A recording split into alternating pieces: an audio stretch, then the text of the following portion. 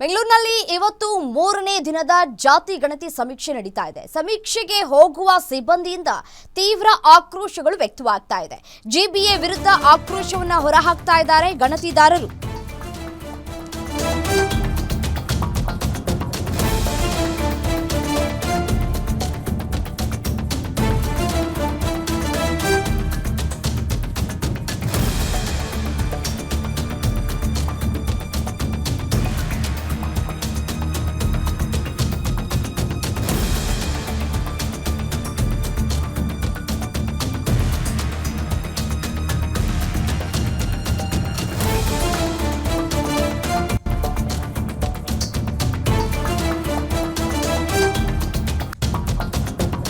ಬೆಂಗಳೂರಿನಲ್ಲಿ ಇವತ್ತು ಮೂರನೇ ದಿನದ ಜಾತಿ ಗಣತಿ ಸಮೀಕ್ಷೆ ಆರಂಭ ಆಗಿದೆ. ಸಮೀಕ್ಷೆಗೆ ಹೋಗುವ ಸಿಬ್ಬಂದಿ ಇದೀಗ ಆಕ್ರೋಶವನ್ನು ವ್ಯಕ್ತಪಡಿಸ್ತಾ ಇದ್ದಾರೆ.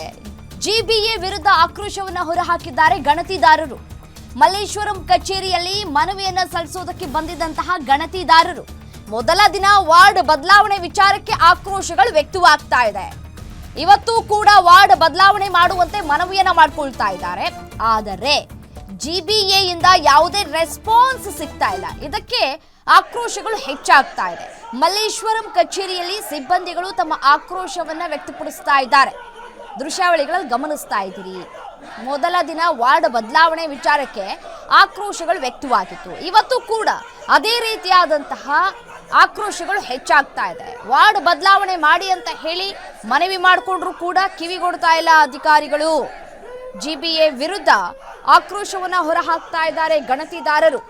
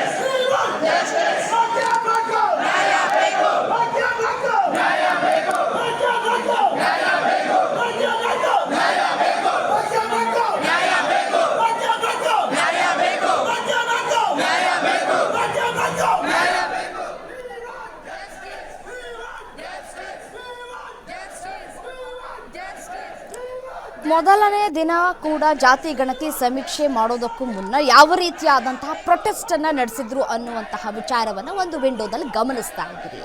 ಮತ್ತೆ ಇವತ್ತು ಕೂಡ ಅದೇ ರೀತಿಯಾದಂತಹ ಪರಿಸ್ಥಿತಿ ನಿರ್ಮಾಣ ಆಗಿದೆ. ಜಿಬಿಎ ಇಂದ ಯಾವುದೇ ರೆಸ್ಪಾನ್ಸ್ ಸಿಗ್ತಾ ಇಲ್ಲ. ಮನವಿ ಮಾಡಿಕೊಂಡ್ರು ಸ್ಪಂದಿಸ್ತಾ ಇಲ್ಲ.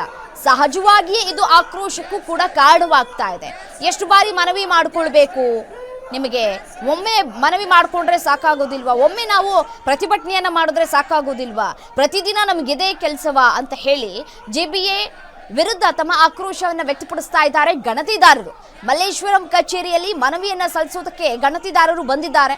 ಮೊದಲ ದಿನ ವಾರ್ಡ್ ಬದಲಾವಣೆ ವಿಚಾರಕ್ಕೆ ಸಾಕಷ್ಟು ತೀವ್ರವಾದಂತಹ ಆಕ್ರೋಶಗಳು ವ್ಯಕ್ತವಾಗಿತ್ತು.